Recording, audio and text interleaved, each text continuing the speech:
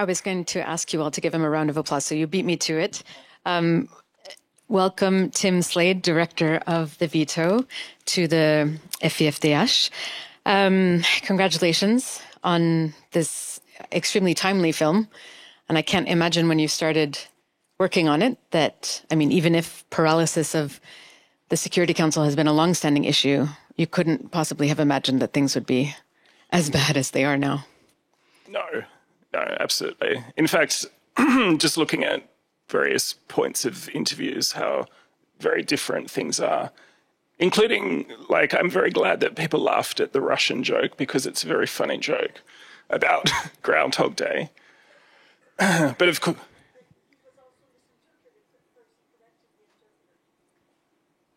Oh, did he? Oh, okay. Oh, okay. So what does he actually... What's... I don't know what the interpreter said, but he did say Groundhog Day, but the interpreter misinterpreted. Oh, gotcha. Okay. We have a translator in the audience who's helping us understand the film. Yeah, so that... Like, there's various aspects of the joke which are problematic, but that dynamic between Russia and the US obviously is completely shifted now. And so, yeah, that's one reason why it's completely a different landscape and completely super urgent, as you said before the screening. But when going back to, pre-Donald Trump election and the latest developments, what motivated you to make this film? So it was after making a previous film of mine, which looked at cultural destruction and which dealt quite a bit with Syria. Excuse me. It was I realized what an issue the Security Council was in terms of preventing action, which in that case was a special tribunal for Syria. And so I realized that looking at various cases within making that film too, there was that same bottleneck that happened over and over again with the Security Council and the veto power. Excuse me. So it was sort of always in my head. And then when the invasion of Ukraine happened, as well as the 7th of October and then the response to that, it was just very clear that this was as an important aspect of the blockage of global peace and security as I'd thought it was. You recently described the meeting that was held 2 weeks ago at the Security Council on Ukraine, where the US stunned the world, I think, by siding with Russia and voting against a resolution that would condemn Russia's actions and reaffirm Ukraine's territorial integrity. You described that as the most problematic meeting at the Security Council since 1946. Tell us why. Yeah, I think so. I think that the sort of simplicity of that resolution and everything it doesn't say, which obviously France and the UK realised was such a problem, was because of this new world order that is completely different to what the relationship was, in particular between the US and Russia at the end of World War II. And so I think, like, watching that play out, I sort of half expected France or the UK to veto it. And there are various reasons why that didn't happen. I understand that. But I think that meeting and that resolution opens up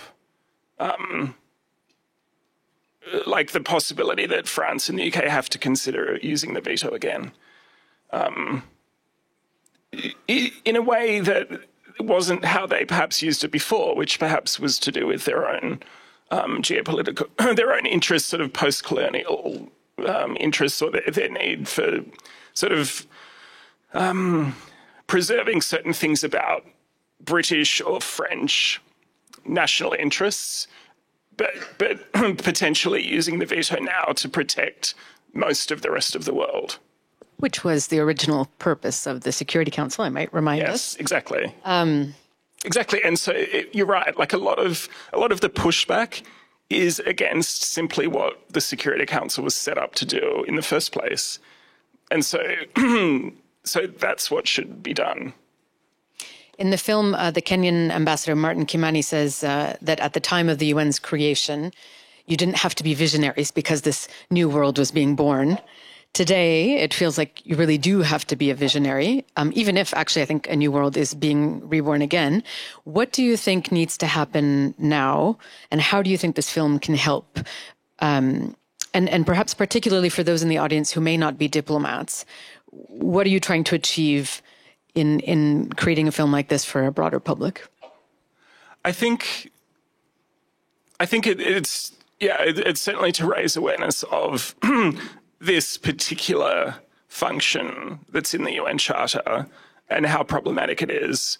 I think certainly as I was finishing the film, and this happened just in sort of recent weeks, I think it was very much pushing the civil society engagement, which is why I sort of included more of Alexandra Matvichuk and others to sort of make the point that civil society proaction is going to be really important, because I think we have to rely on diplomats who are going to be very courageous, but also we're going to have to rely on ourselves to really push, because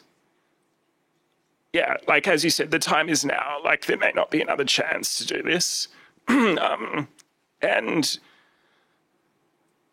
so I think it's going to require those two things. Is, as Martin Kimani said too, like great power has to oppose great power when necessary, and that thing has gone out the window, at least currently. And so it really is going to have to be individual states or groups of individual states or diplomats at the United Nations sort of pushing for the United Nations to stay functional, but also the civil society, who I understand was very crucial in the formation of the International Criminal Court. That civil society was crucial in that. So, and many other campaigns, the campaign to ban landmines, for example. Out of curiosity, how many in the room are diplomats? Oh my goodness. Okay, very well. So, since you don't have to worry about offending them, what is your message to the one diplomat we will hear from in a minute, but more broadly, those who are outside of the room? The film notes that so much of what the UN does now is performative. And having been in countless intergovernmental meetings, I would say performative is a bit generous of a word, because often they're just reading bland talking points. And no offense to you, Ambassador, because you're not one of the ones I'm thinking of in this category. But there's often a lack of a sense of urgency and a lack of authenticity. So, what is your message to we've heard that civil society needs to push, but to diplomats, including those that we're going to be speaking to shortly? I think the main message is, which is probably what they know, that the stakes are extremely high. And so that, there's definitely the need for courage and, for standing up for what the United Nations is meant to be, outside of sort of political or economic sort of pressures, I think. If these diplomats are there at the United Nations, I think the purposes of the United Nations have to be the primary thing to act on. And the time is now or never, I think, literally. And so, so the question is either to have that courage to act or to admit, essentially, inaction, which I think would be a terrible decision to make. And that, as we've seen, like Christian Venevesa and others, and Zaid, and like that people can have that courage. And and I know that it's easier to do in groups, so hopefully those groups form within, the General Assembly in particular. Great. So I'd like to invite our panelists to join us on stage. And we had aimed to bring together a group of diplomats from different parts of the world. Please come ahead up, Yvette and Antonio. So from Africa, which is, of course, a continent that has long complained that the multilateral system does not serve it well. From Brazil, an emerging power that has argued that it deserves a seat on the Security Council if it is to accurately reflect the power of today. And we had hoped to have with us Switzerland, a small European country that has historically been more neutral and capable of advancing some multilateral wins. But unfortunately, Ambassador Jörg Glauber, who's currently the president of the Human Rights Council, has fallen sick and can apparently barely speak, so he couldn't join us today. But I'm very pleased to welcome two diplomats and former diplomats who I feel are willing to say it as it is. I hope you don't prove me wrong today. Ambassador Yvette Stephens has had a long career at the UN before being appointed by her country, Sierra Leone, as ambassador to the UN here in Geneva. She is no longer in government, but Sierra Leone, as it happens, is currently the chair of something called the Committee of 10, which is a group of African countries mandated to develop Africa's position on Security Council reform.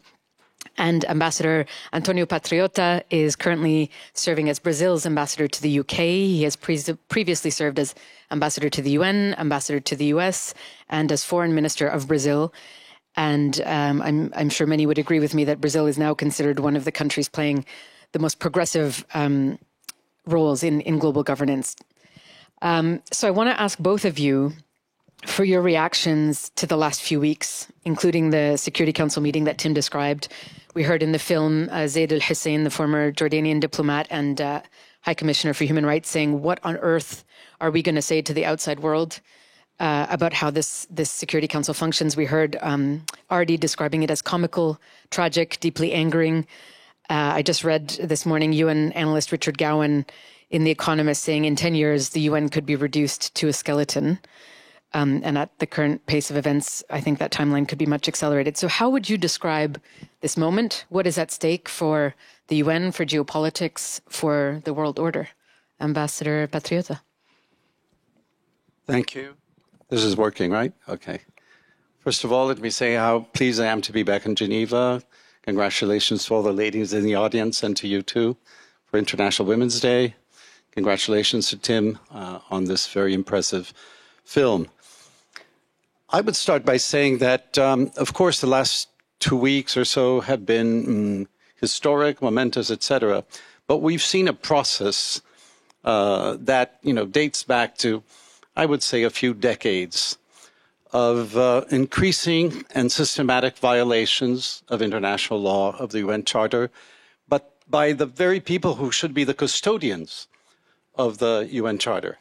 So this is highly troubling. I think it really begs a question of how does a responsible country, how do responsible leaders react? And the last few weeks have only emphasized this further. One thing that I derive from the recent Munich Security Conference that we've all followed, it produced a very interesting and good document. I don't know how many of you looked at it.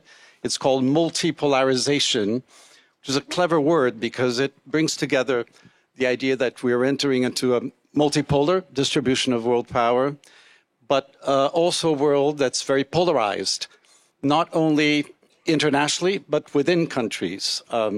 So it's a clever kind of snapshot of where we are.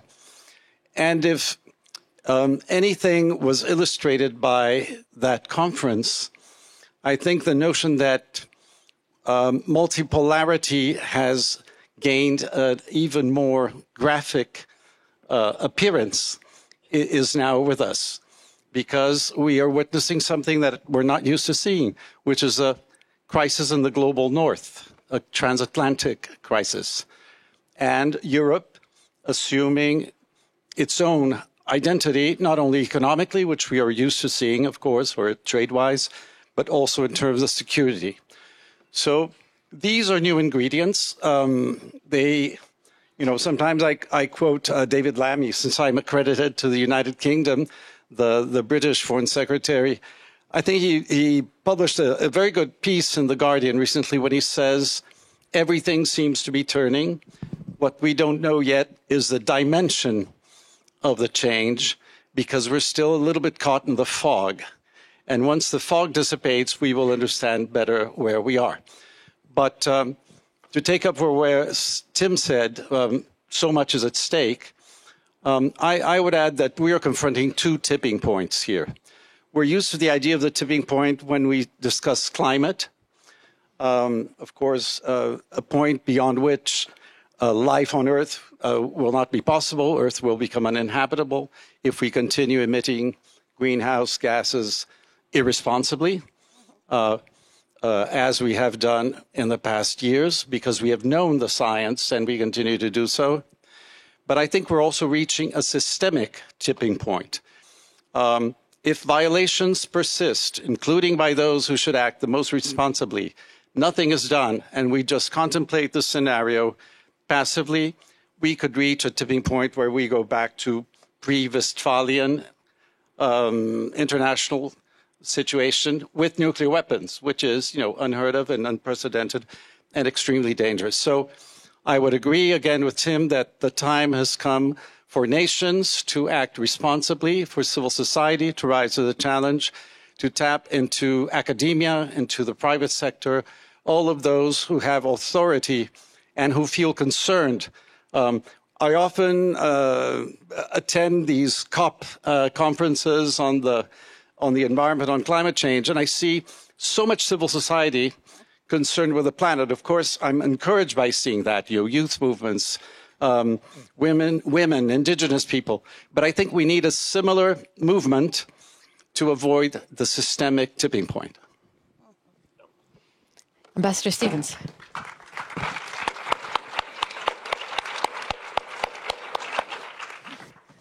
I will start by saying that the world has changed a lot since 1945, when the UN Charter was drawn up. The world has changed, and everybody agrees with that. At the conference where the UN was created, there were 60 member states. Now we are talking about 193 member states. Many of the countries from our part of the world were under colonialism. Now we have joined the UN, and the voices remain, the emphasis on the voices of the UN still remain the same as in 1945. There was provision for reviewing the UN Charter itself, which governs the work of the UN. But that has never happened in 80 years. And I think this is a time to look at it, because maybe some of the problems we face could have been addressed by a revision of the Charter, a reform of how we do things. It is not going to be easy, let's face it, because the countries that enjoy the veto power are not easily going to give it up. But I think there are ways that have been suggested that we could try at least to not weaken, but also to militate against the impact that we are seeing of the veto power. And I think a number of suggestions have come out, but these are still not having the impact that they are supposed to have. For instance, there's the suggestion by Liechtenstein, for instance, that a country exercising the veto in the Security Council should go and explain it to the General Assembly. My opinion is that, does that change anything? If they go and explain it and the General Assembly says it's against it, that veto power still remains. And so we have to look into that. Of course, there are some suggestions. Some people say we should extend the veto power, but that would be a big mistake, because the more veto power we have, countries that have the veto power, the more paralyzed would be the Security Council. So basically, my point here is now, this is the time. It is glaring us in the face. We know what happened after the First World War. There was the League of Nations. After the Second World War, the United Nations. We have to wait for a Third World War before we look at how to reform the international agenda.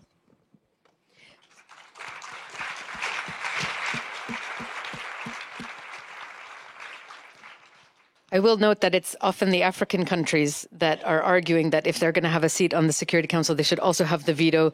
And so there's a whole set of nuance in how all this plays out. But to come back to your point around the things that can be done to mitigate the impact of the veto, there have been a number of initiatives, as you said, and as we saw in the film. You've just said, Ambassador, that you don't think that changes anything. Tim, you've been following this closely. From the initiatives that have been mentioned, both the one proposed by Liechtenstein, that a country that uses the veto has to explain itself, the ones proposed by France and Mexico, that getting countries to agree not to use the veto in cases of mass atrocities. We've heard Zaid talking about the conflict of interest article in the UN Charter and pushing that more so that when there is a conflict of interest, the veto can't be used. Is any of this making a difference to your mind?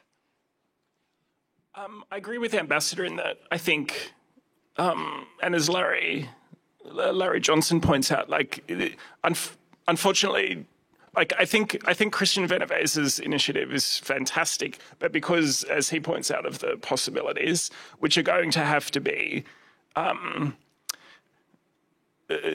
implications, on those nations, and so it will come down to the General Assembly getting together and doing things which enforce the resistance to a use of a veto. And so I think it will have to come down to actual action, whether that's General Assembly resolutions. I mean, one point which Adi Imses brings up, which is the possibility of moving certain powers over to the General Assembly. I'm not sure how that would happen. I'm sure you people may, but that sounds good to my ear, because if there's so much inaction in the Security Council, if then they can take back some peace and security tasks or responsibilities, then that is a necessary thing, I think. But I mean, the time is now not like in the case, for example, of Palestine. The ICJ has given up to September of this year for the occupied territories to be resolved. And so what's going to happen when September comes? Is it going to have to be the General Assembly who takes action in some ways to, sort of enforce the decision of the Court of the United Nations? I see you skeptically reacting to that, Ambassador. Impossible? I'm not skeptical at all. Do you have another question or just a comment? Well, I'm curious the idea is that now we need to find other levers to pressure these major powers to act in the interest of global peace and security. Where is that kind of international resistance going to come from? Is the General Assembly capable of pushing back, or do we need to look elsewhere? Let me draw a little bit of inspiration from former Secretary General Kofi Annan, who in his autobiography, I think he makes a very interesting point about Iraq, about the unilateral intervention in Iraq that destabilized the entire region, by the way, and didn't achieve the objectives for which it was intended. And then I'd like to have a little word about unilateralism in general, because I think that may be really a deeper problem than the veto itself. But the point made by Kofi Annan is that the UN would not have retained its credibility if it had approved of this intervention, an intervention that was carried out ultimately under false pretexts. So by withholding approval, by denying legitimacy, by questioning the legality, I think the UN has a lot of moral force. And believe me, even the violators, they can pretend they don't pay attention to international law, but they crave for that legitimacy. So this is where I come to the problem of unilateralism. I think this is the deepest problem. The tendency to behave outside international law, and then in many cases to try to argue that actually you are covered by international law.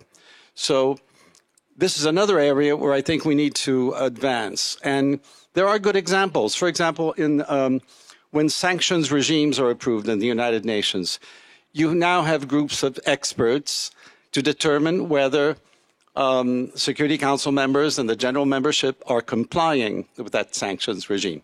So I think likewise, we should start thinking about independent expert groups that determine whether Security Council resolutions are being complied with, or whether unilateral interpretations of international humanitarian law, for example, is something that is taking place, or whether IHL is being observed. Because we see a proliferation of references to the right to self-defense, which are not covered by international humanitarian law. And, you know, this is affirmed with a lot of kind of authority by certain governments. And we lack the kind of supervision that would actually determine, no, you know, country XYZ is wrongly affirming that his behavior is covered by the right to self-defense or proportionality or other rights. So I would really encourage those who are committed to the system, as my country is, to look into that aspect of the question as well. But this assumes that the first part, at least, of your comments, that there is a resolution that then needs, you know, we need to assess if it's being implemented or complied with. Last year, the Security Council held 305 meetings, the most in a single year since its founding, and passed 46 resolutions, the lowest since 1991. And so you could argue the challenge is getting to a resolution. So if we kind of leave aside the intricacies of the inner workings of the Security Council, where are the kind of pressures that can be put from outside? So the expert group that you're talking about is one example. What else is out there as options? Is it regional alliances? Should Brazil be now leading, you know? I mentioned the Kofi Annan argument. So let's not underestimate the fact that by withholding authorization, you're actually exposing the violation in a way that can be very embarrassing, right? But of course, you need countries to be proactive and to look for solutions. There's one idea that Brazil has advanced regarding the veto, actually, that I'd like to share because I'm not sure you're aware of it. And it found its way into the report of the Quincy Institute that just issued a very interesting report called Better World Order. And this is actually to afford the permanent members a prerogative they don't currently have. So without taking away any of their rights, to give them an additional right to vote no and declare that that negative vote does not constitute a veto. So the resolution could still go ahead.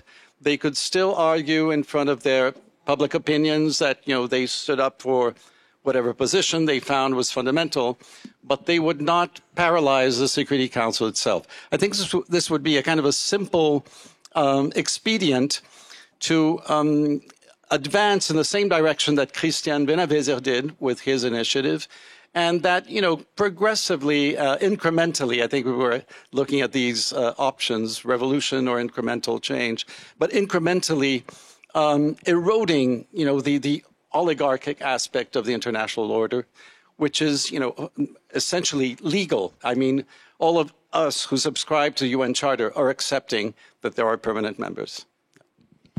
And I think there are a number of other ideas around that Quincy also put forward. For example, that a veto can only stand if it has a second country supporting it, and if not, it could be overridden by the General Assembly. But all of this depends on these same powers agreeing to these restrictions. So, of course, some limitations there. Ambassador Stevens, there's been a long-standing effort at the UN to study Security Council reform, known as the IGN, or Intergovernmental Negotiations. This has dragged on for decades without much result.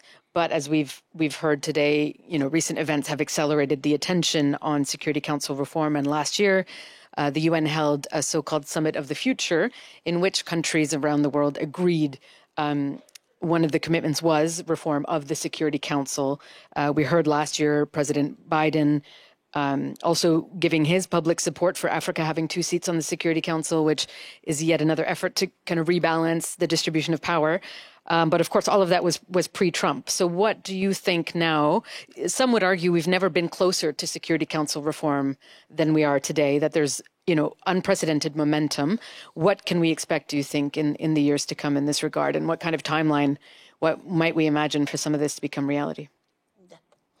Well, I believe that what we have seen in the past few weeks, if you like, has actually stressed the need for reform of the Security Council. And it is good that the Summit of the Future acknowledged that such a reform was necessary.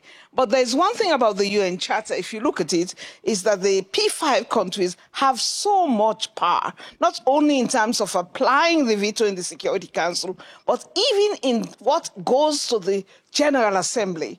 And the whole question of what was foreseen in the UN Charter in terms of reviewing the Charter itself has, according to Article 109, has to be voted at the UN General Assembly, but still has to have the consent of the P5 members. If you look at the Charter, you see that when you're talking about the General Assembly, you have the verb may. But when you come to the Security Council, it's shall.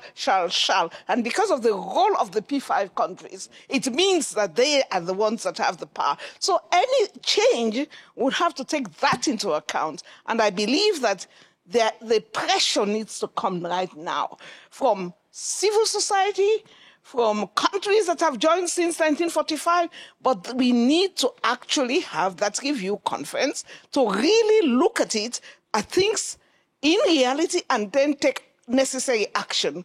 In terms of Africa, as you say, these discussions on the reform of the Security Council have gone on forever. And I think you said, what was the terminology being used? The never-ending The working. never-ending, of the reform of the Security Council.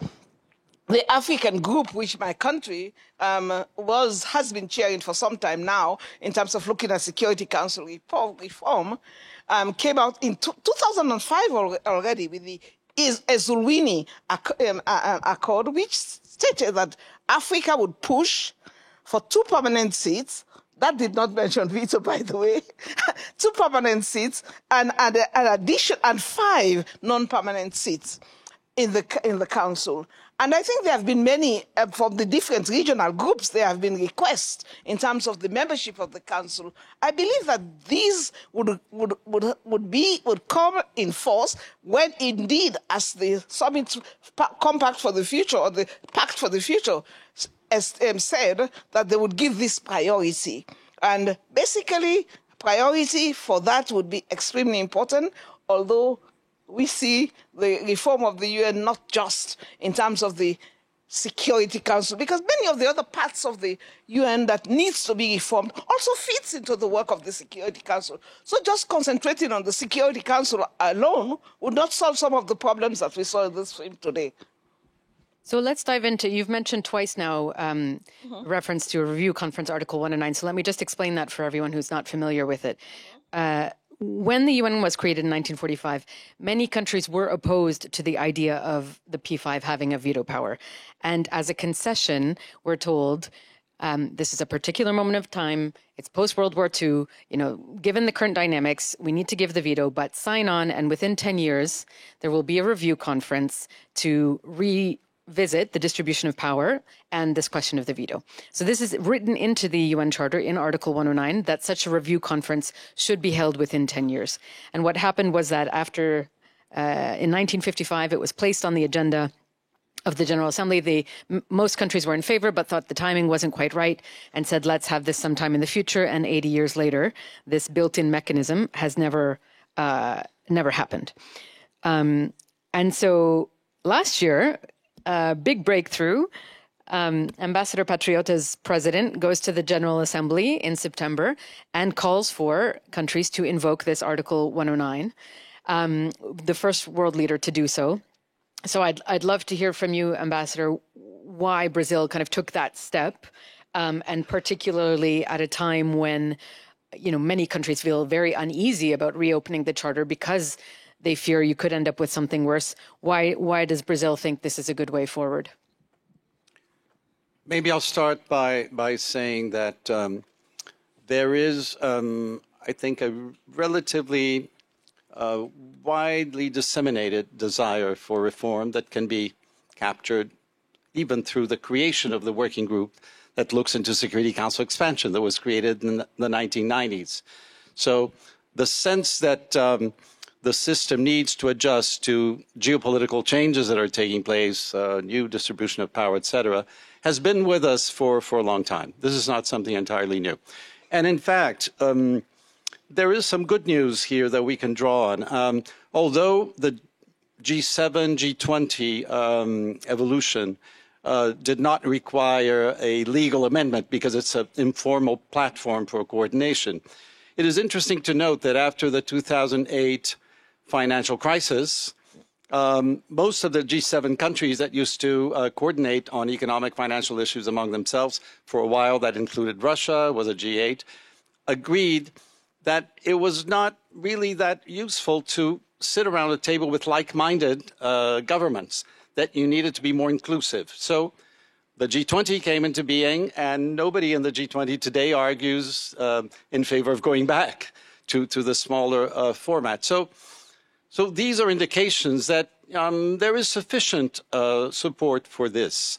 And you refer to the Summit of the Future. The Summit of the Future has a series of recommendations and actionable, I think 2 of them are in Security Council, but several are on other matters. And one of the reasons actually that we have called for a review conference is that we feel,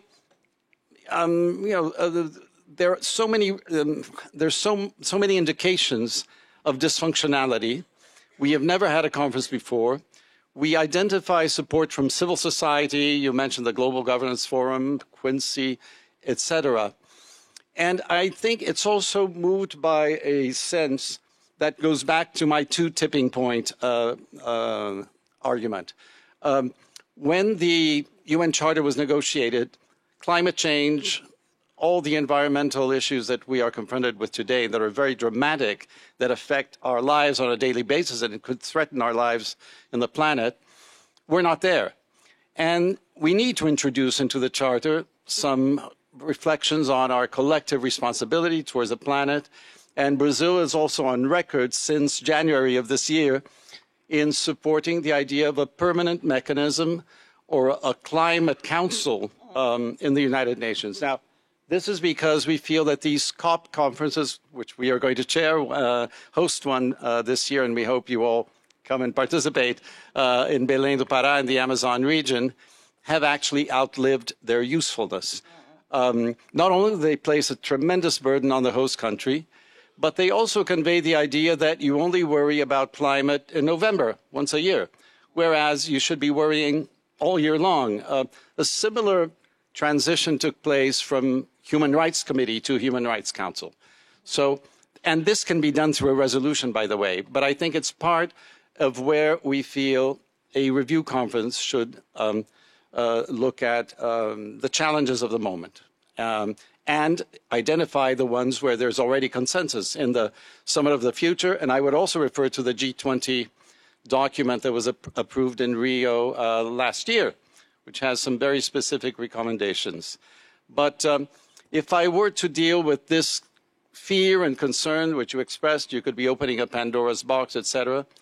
By the way, I don't know who I fear most, Pandora or Cassandra or the 4 horsemen of the apocalypse, or, these images actually exist to make us act and rise to the occasion. But I think you could have a mandate that establishes that some provisions of the Charter are cast in stone, cannot be changed. And then there are some anachronic provisions like enemy state clauses, military staff committee, trusteeship council that can just be eliminated. Then you draw upon the areas where there's already a consensus. You look at Summit of the Future and perhaps introduce environmental concerns. And maybe some people are mentioning also the new technologies, artificial intelligence, and the new areas that are also calling for disciplines, obligations, and guardrails. And I should note that Brazil is not alone in calling for the rewriting of the UN Charter. India, South Africa, and most recently Cameroon have also joined. But to come to what you've started, both of you saying, and Eva, you said at the very beginning that, it's not just the Security Council and not just the veto that requires reform, but actually the United Nations and its conceptual document, the UN Charter, are no longer the right fit for the world we live in today. what else could emerge from a full-scale kind of review of the UN? Ambassador Stevens, you took part in a group of experts that were convened by the Global Governance Forum to draft a new charter as a kind of thought experiment around what would it look like if we did this today from scratch. Not from scratch, I should say. They've actually taken the old charter and done track changes line by line to show what would be possible. So what are some of the ideas that emerged from that? Yes. I think over a year now, the study group that was set up by the Global Governance Forum to look at the reform of the UN Charter. We looked at so many aspects of the UN Charter, and I think some of the obvious ones are things which could just be deleted because the UN Charter refers to enemy states, and I think that definition is now gone. And there's a trusteeship council, we should also, but we also looked at what would be needed to make the Charter fit for purpose. You know, people generally refer to the UN Charter, but there are so many things that is happening in our world now that are not contained in the UN Charter. I mean, let me start first of all, even in terms of looking at... Keep the mic, I think, close to your mouth. Sorry. Oh, wow. Yeah. Okay. We looked at many areas, and we came out with 10 parts which we think need to be looked at more seriously, and which could form the context of the General Conference for Reform of the Charter, for review of the Charter. We even went one step further to draft a second charter, which I would encourage everybody to look at. The objective of that was to say what we see as possible changes that could be made to the charter. And this was put there to instigate interest, first of all, in the subject, and to get us all thinking about these areas with the hope that a review conference will happen. And these would be important inputs to that conference. Now, the areas that were looked at and which we came out with specific recommendations, if you like, is first of all that there should be a coherent institutional design. Now we now have three councils. We have the Security Council, the Economic and Social Council, we have the Human Rights Council, and what you were saying is that there should be the creation of an Earth Council, an Earth System Council that would look at all these problems existential problems which you face related to climate change. And I think it is important that we do not wait every year for COP to discuss it, and also to make sure that actions are really voluntary. Countries decide not to do anything about it, so too bad. So this has to come into the mainstream. The second thing that I think we mentioned about the more involvement of civil society, we recommended the setting up of a parliamentary assembly in relation to the UN's work. We have a General Assembly, which is a governmental body, but also a parliamentary assembly, similar to what we have in the regions too. Which means that citizens would then elect their own representatives. Citizens would then elect their representative directly to the Parliamentary Assembly. Of course, the New Earth Council I mentioned, and the expansion of the Security Council is, and I think we have discussed that at length, to be more representative, to have a General Assembly and a Parliamentary Assembly concurrent. Microphone, Ambassador. To override and provide the possibility to override the Security Council veto resolutions that are binding. So then my question would be, because we talked earlier about some of the more, let's say, incremental approaches that have been tried that don't require rewriting the charter. And then now you're proposing some of these ideas that would require rewriting the charter. How realistic is any of this? You know, if ultimately those who hold the power now would need to agree to give up their power, can we ever hope that any of this can happen? I think if we don't try, it will never happen. I think the first thing is to try. And I think we know, and I think it was mentioned earlier, the voice of civil society. You cannot imagine how much change has occurred in the UN as a result of civil society action, not of governmental action.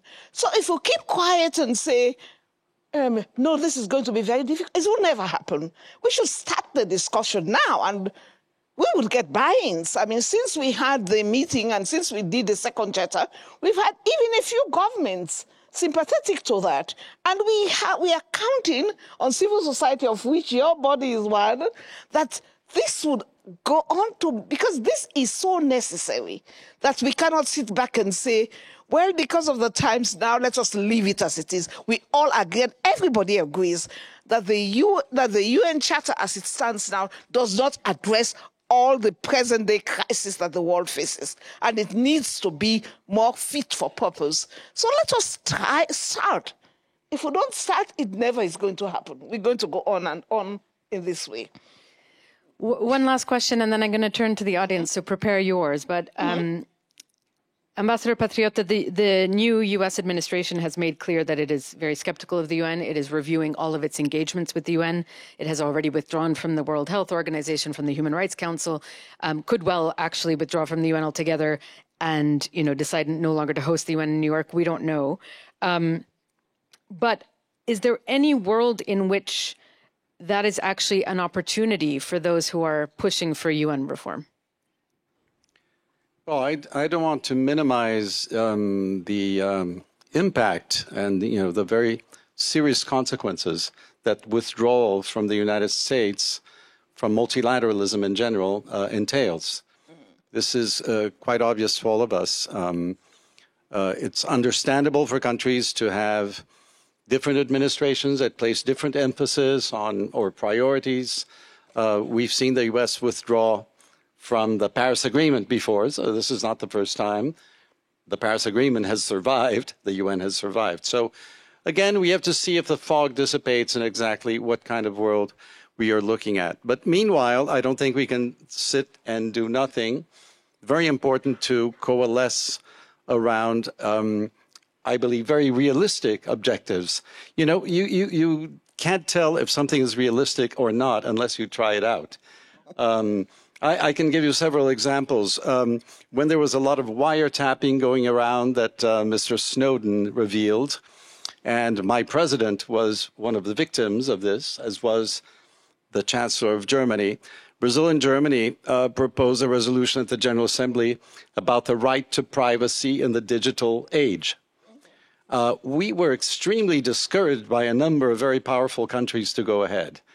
Ultimately, the resolution was passed by consensus because it was too embarrassing to be against that. And now there's a rapporteur at the Human Rights Council. I could give other examples. When the Security Council expanded from 11 to 15 members, all the permanent members except for China at the time, which was still Taiwan, voted against it. All of them ultimately ratified the amendment. So there's something to be said about exercising a little bit of imagination and daring, and then that acts as a pressure also to governments and kind of reshuffles the cards and alters a little bit the debate. It's not about, oh, the international order is crumbling, what are we going to do? No, there are proposals for revamping the international order. Do you want to sign in and participate? Do you have some concerns? Would you like to express them? I think this is what we need to do without waiting too much longer. And as I mentioned, I think at the beginning, I heard from this former UN official who said it's reform or die for the UN. What she went on to say is that in all my years, I have never been so pessimistic about the UN, and we don't have time for incrementalism anymore. And so even those who may think that some of these proposals are radical, I would invite them to say, well, what's the alternative? Because the current trajectory is not taking us in a very good place. I'm going to now turn to the audience. If you can raise your hands, I already see one here. Someone will come to you with a microphone. And if you can stand up when you ask your question, and I will take a couple and then we'll turn back to the panel. Hi, my name is Aurelia Simanovic.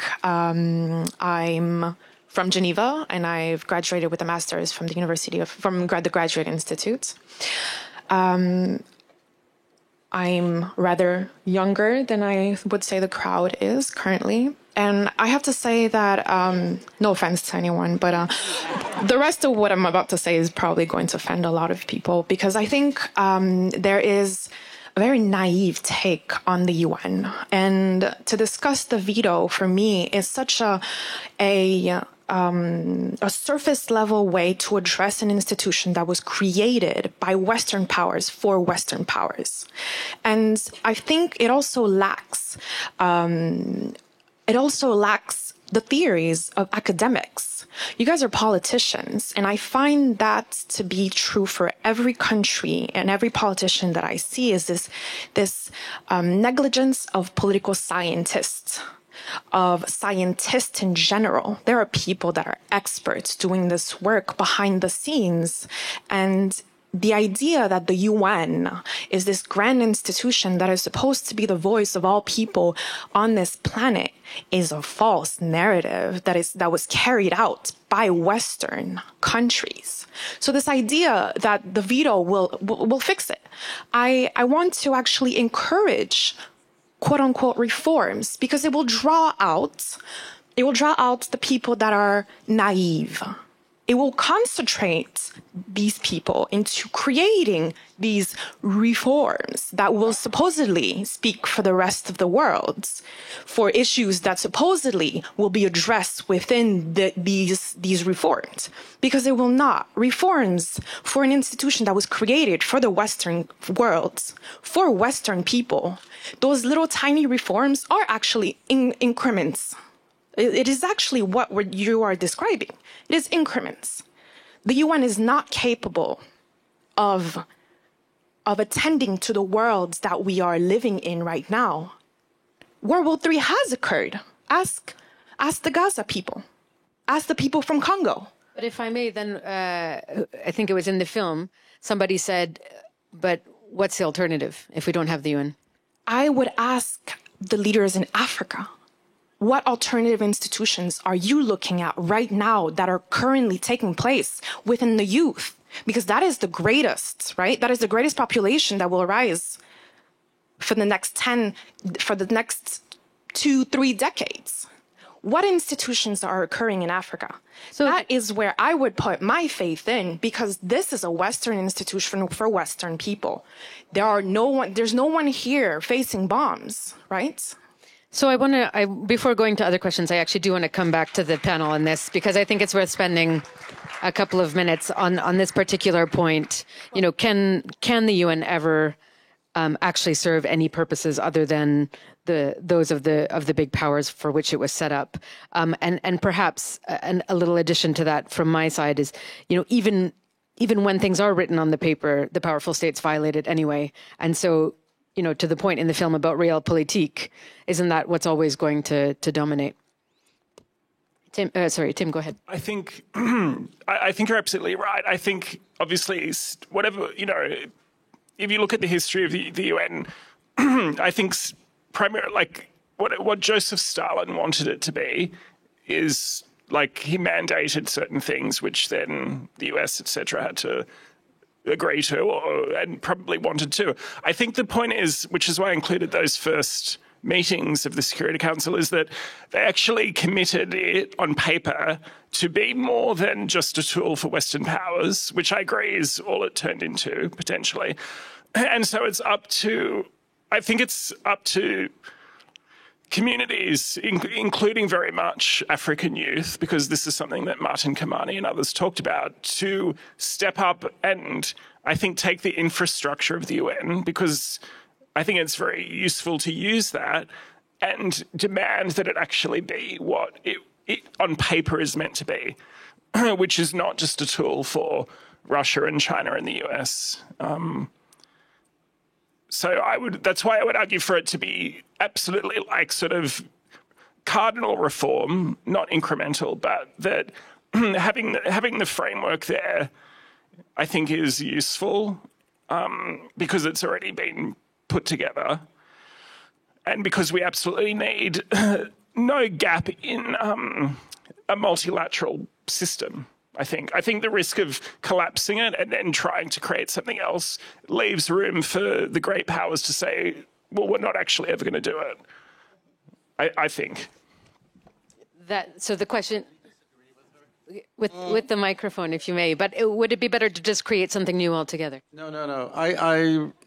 I'd like to refer actually to a Brazilian student who studied at the Hautes Études Internationales. I don't know what it's called now. The Graduate Institute, yeah. Marcos Tourinho. It would be interesting to look at his thesis, because what he argues is that the UN may have been created by the victors of World War II, so, predominantly Western powers. I think if you look at 1945, that's correct.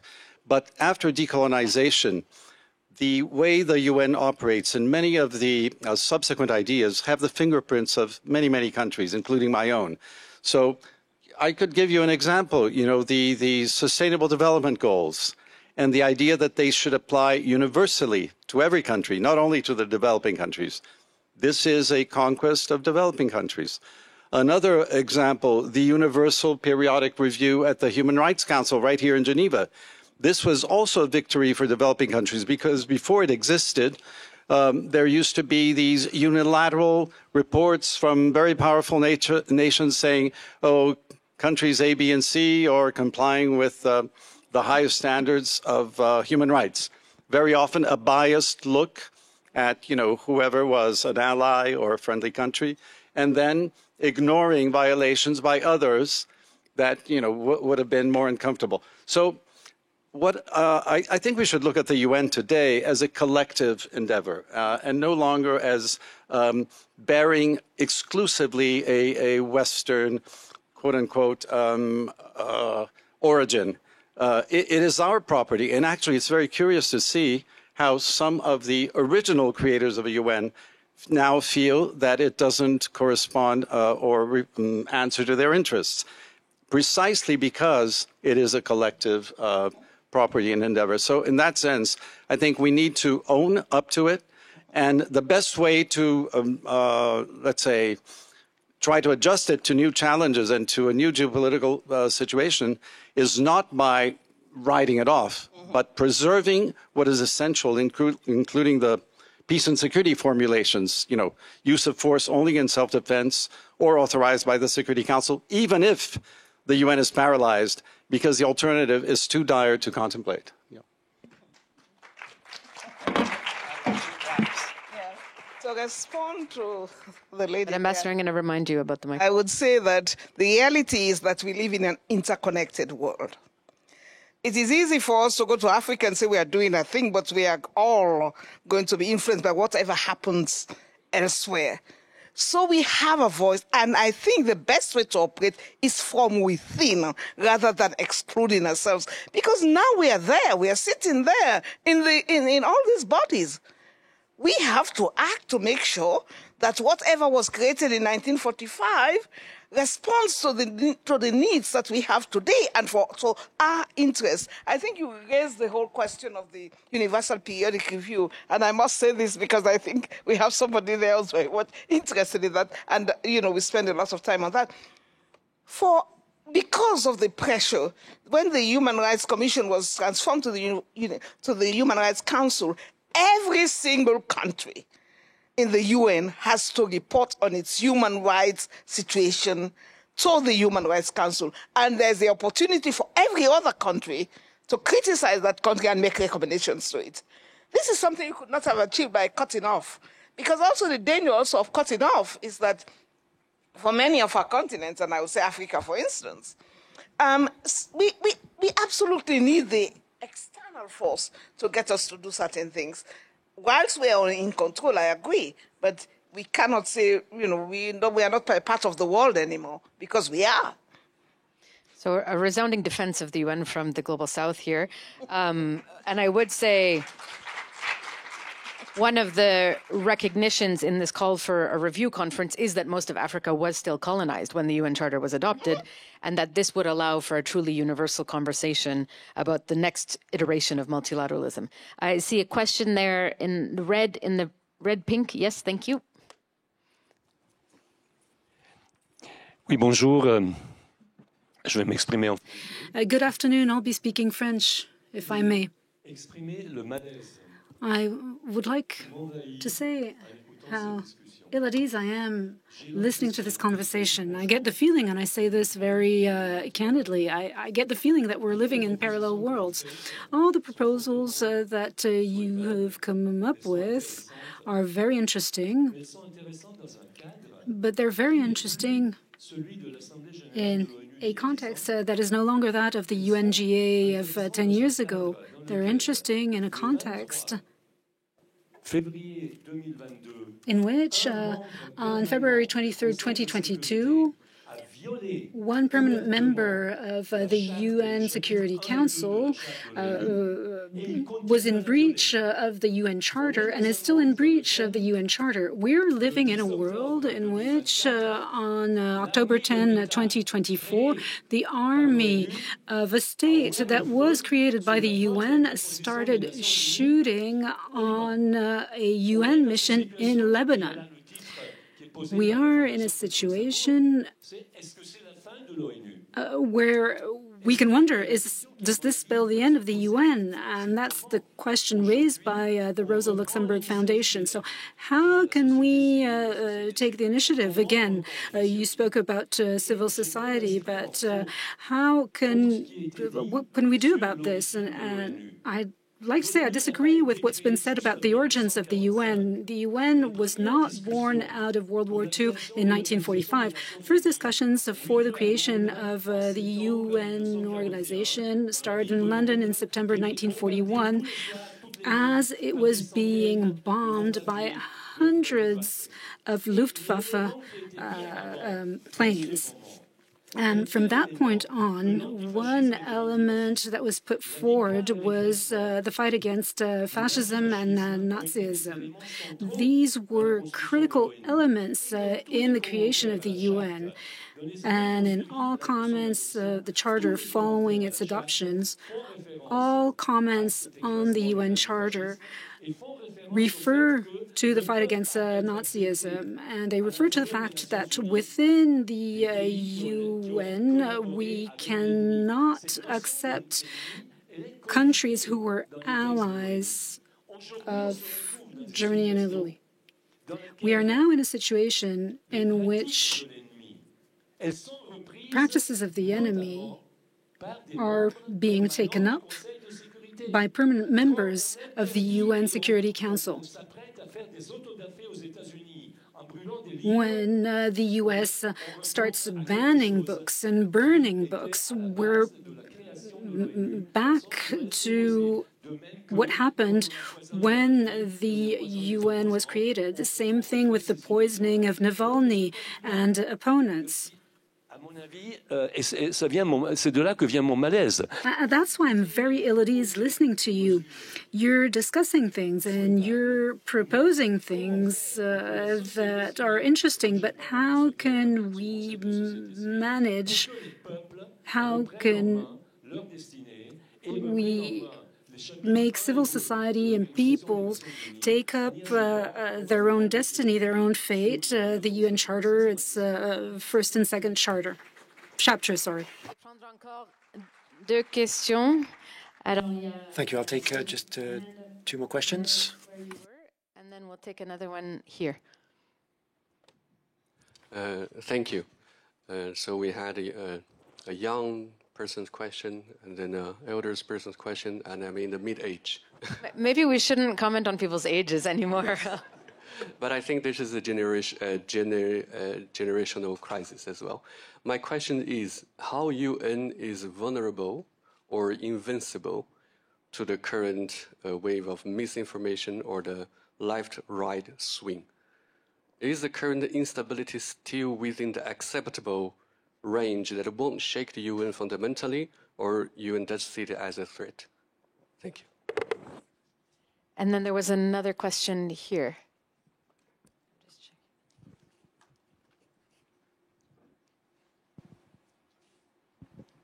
Thank you. I work for a child rights organization, and I do advocacy towards the UN human rights bodies here in Geneva. I appreciate the acknowledgement of the role of civil society. However, I don't think that there is a lack of civil society engagement. However, there is a pushback against civil society. This can be in the form of defunding, which also I want to stress happened already before the current president of the United States took office, and not solely by the United Nations. So a lot of our Western countries and big donors have been doing this for years already. So my question to the panel is, you recognize the role of civil society, however, what is the plan to support civil society engagement concretely if there are no resources and funding accorded to these initiatives anymore? Yeah, that's pretty much it. And maybe just in the interest of time, I'll take one final question and then we can turn back to the panel at the very back there.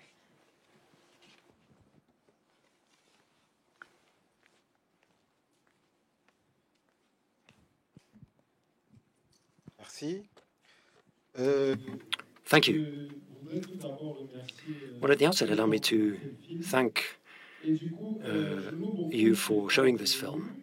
I very much appreciate the efforts of the UN in trying to maintain peace and security in the world.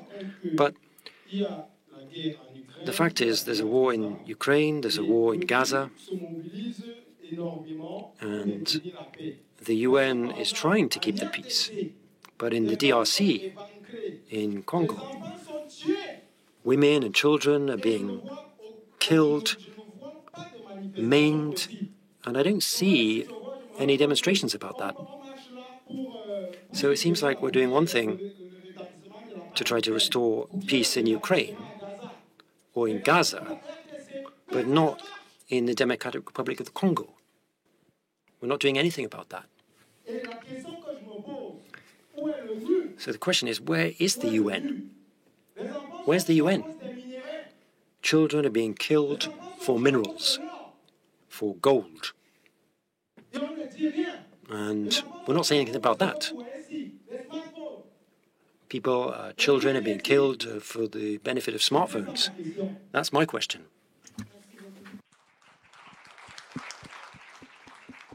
So maybe we can start with that last question on, as I understand it, double standards, and that the UN pays attention to some conflicts more than others.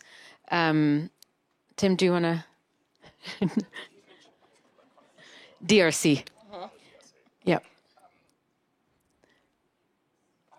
Okay. No. Ambassadors, does anyone want to address that? I mean, I'm not sure. Is the DRC, is resistance to tackling DRC because of veto threats? Is that, without mentioning names, is that what happens? No, I think his argument is that nobody pays attention because nobody cares about DRC, whereas in places like Ukraine, there are more geopolitical interests. Yeah, although even in Ukraine, I mean, the UN is failing even where there are interests, so it's failing in all cases, I think. But I mean, I guess resources, like whatever it represents economically to other people. I mean, the young lady who brought me here today, who was interning, is from DRC, so she could answer, but I don't know if she's here. Karen? No? Ambassadors, any thoughts on the question of double standards? Yeah, I think this raises the question of double standards. And we all see in the world that not all conflicts are given equal attention. And I think that's really something that plagues the whole work of the UN. Because even in terms of how the organs work, even in terms of how the P5 countries work, we see that some country can do something that everybody turns a blind eye to, another country does it, and all hell breaks loose. The UN has to actually address this question of double standards. Why is it that one position is taken in the case of one country and not in the other country? And then once I was asked, why aren't the African countries more supportive of Ukraine in the conflict with Russia? And I said, you know what? Because we in Africa, we see that what is happening with us, nobody is giving us attention. How do you want us to be more interested in what is happening in Europe than what is happening in Africa?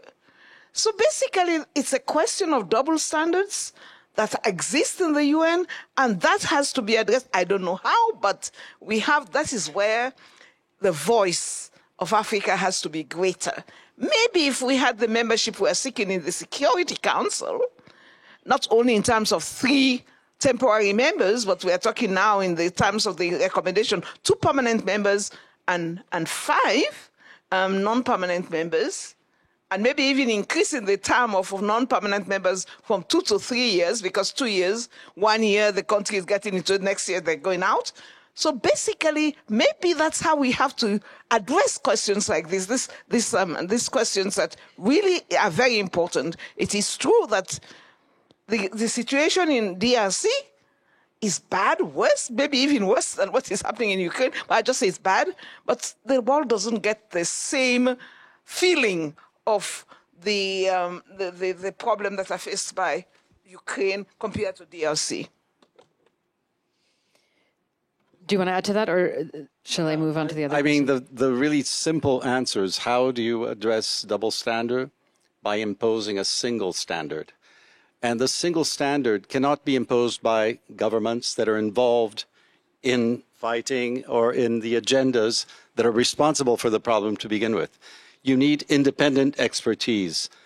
The independent expertise, if it is not UN-based or based on Geneva Conventions, Red Cross, or some bona fide institution, it will not have credibility. So even in this respect, and I completely empathize and share with the outrage, with the malaise that are being expressed here. But I think beyond outrage, we need a plan for action, and we need ideas that will intervene concretely in today's reality. So I would really strongly urge, let's defend a single standard by independent experts, whether in the UN context or African Union context. It could be regional, it could be international. You have independent groups like the Elders, you have the Nobel Peace Prize Academy in Norway that has a lot of authority as well. And I'd like to say one thing about civil society, perhaps later. End on that if we can, because there were 2 questions there, just to translate for those who weren't speaking French. One saying, hearing all of this is creating malaise because it is the violation of the charter is happening by the P5. How on earth can civil society combat that? So what exactly is it that civil society can do? And the other being, in particularly in this moment of civil society being defunded and having less space. So maybe we can close on any thoughts on that. I was just going to mention 2 or 3 things about civil society. Well, my country in particular encourages civil society participation. We will be hosting COP30 in November, and provision is made for significant civil society participation. But I do see some pushback against civil society in some places. I also see very effective and creative interventions by civil society. One of them was when the international campaign against nuclear weapons, ICAN, and it's based in Geneva now, I think, actually succeeded in introducing into the agenda of the General Assembly the idea of negotiating a treaty on the prohibition of nuclear weapons. I mean, we can all agree that this is not going to end or diminish nuclear stockpiles, but if you saw the reaction of the nuclear weapon powers, how terrified they were that this would go ahead, I think it really would give the measure of how powerful some of these initiatives can be in shaping public opinion. The other aspect that I would also mention is that I was president of the Commission on the Status of Women, which I'm very proud of when I was ambassador to the UN. So this is the one UN commission that brings together the most numerous representatives of civil society. And what I learned actually is that there's progressive civil society, but there's also very reactionary civil society. So we cannot ignore the existence of civil society itself pushing back against some of the agendas that we would like to see advance. Thank you. Final word, I think, to you, Ambassador Stevens. I was just going to say, because sometimes when we talk about civil society, it's almost as if we're talking about a uniform group. And this is really, sometimes we find it's it's not the case. But I must say that one of the things in terms of talking about the reform of the UN, looking at the UN Charter, is that indeed we can have space for more civil society participation in the work of the different organs of the United Nations. I think the example we have from the Human Rights Council, for instance, is that I think is the organ of the UN where the civil society have the most voice. And I tell you, when we talk about the Universal Periodic Review, we have the report that is compiled by civil society. And I, for one, use that a lot in terms of making my recommendations to different countries. So the voice is heard. But we are looking at a reform of the ECOSOC, etc., that would involve, and this is something to look forward to if we're talking about the reform of the UN, that we should seek a greater voice for civil society. But then finally, I will end with the Parliamentary Council, Assembly that we are recommending. I think that would be a real opportunity for civil society also to enter the decision-making bodies of the UN. Thank you all so much. I hope you've heard that there are both some incremental steps that are already being taken, as well as some more radical visions about what a different, more effective, more equitable UN could look like, and that now is the time to push for that, both on the diplomatic side and on the civil society side. I would just add my 2 cents to the civil society question, which is, building on what the ambassador said, we need a global movement in the same way we've seen on climate, demanding the UN that we deserve, the UN that we as global citizens need, and that doesn't cost money. So we can be organizing, we can be mobilizing, we can be on the streets, kind of pushing for better global governance, and this is the time to do it. So thank you all so very much for being here.